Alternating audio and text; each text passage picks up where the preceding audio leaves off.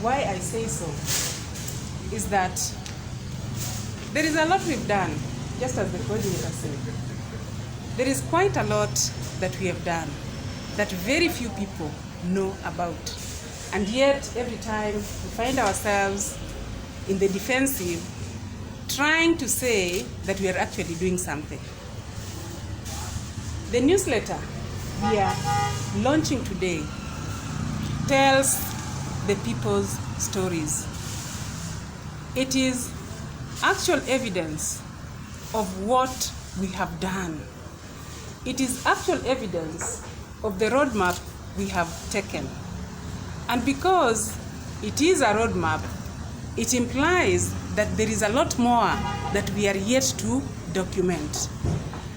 The admin of the National Program Secretariat has said something, that you are putting up stories from the various counties, and Siaya seemed to dominate, and so you had to leave other stories outside. That is exactly what happened when we were working on that newsletter.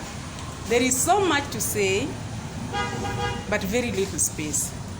And so I know that very soon we will be launching another newsletter.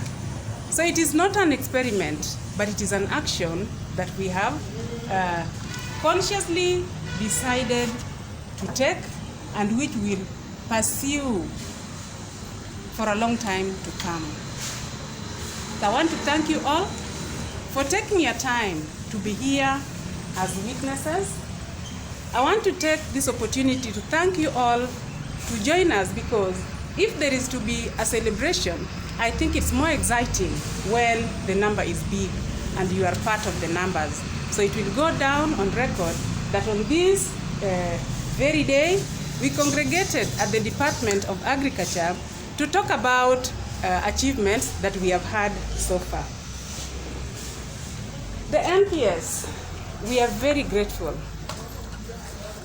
that this program is being run in Siaya. We know that it is funded by the Swedish government in collaboration with the national government and the county government of Siaya. This program has been very beneficial to us. The coordinator said that we are targeting about 14,000 value chain actors, but so far we have reached 10,135. That shows that we are on the way to achieving our target. ASDSP in Siaya actually sets targets and surpasses them. So we are not about to close unless the program is coming to an end. So we will not close because we have reached maybe 14, but I see us surpassing, so that by the time this program comes to an end, we will have a lot more beneficiaries than the 14,000. And the reason why I'm saying that is because I have a very aggressive team, truly aggressive. In this county, ASDSP works in 3 value chains: the fish, the indigenous chicken, and in MangoValue Chain. But we have taken the value chain approach in the sense that ASDSP comes in from the beginning of the value chain all the way to the end. When we look at the MangoValue Chain, for instance, they are working with the seedling producers. They are working on farm, trying to help in the actual planting of these. Evidence of the seedlings produced, we can see those there. Those are value chain actors that the ASDSP program works with. The ASDSP comes in to help the producers. We even come in to help in terms of value addition and even creating linkage to market, because this program, the program's objectives requires that we enhance productivity, that we help in development of the entrepreneurial mindset, but we also help in capacity building capacities of individuals and institutions. And so we are very proud that this program has been able to touch each of those objectives. Within Siaya, we have an incubation center, our SAVIC. Stephen was introduced here. The young man that helps incubate these business ideas. He works with a string of youth behind there. So through this program, we have emerging agripreneurs whom we have developed their mindset to see opportunities, or rather turn the various challenges on the way into opportunities.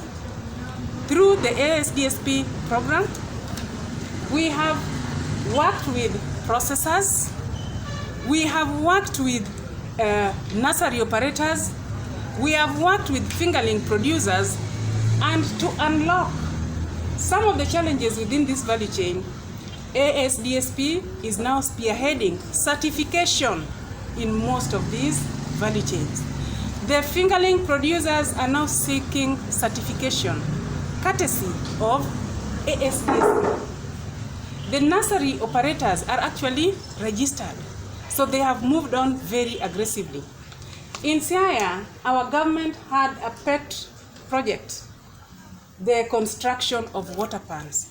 And his vision was that we have multi-purpose water pans where the people around the water pan may use that water for irrigation, but at the same time, we could have other value chains like the fish value chain, so we are stocking our water pans.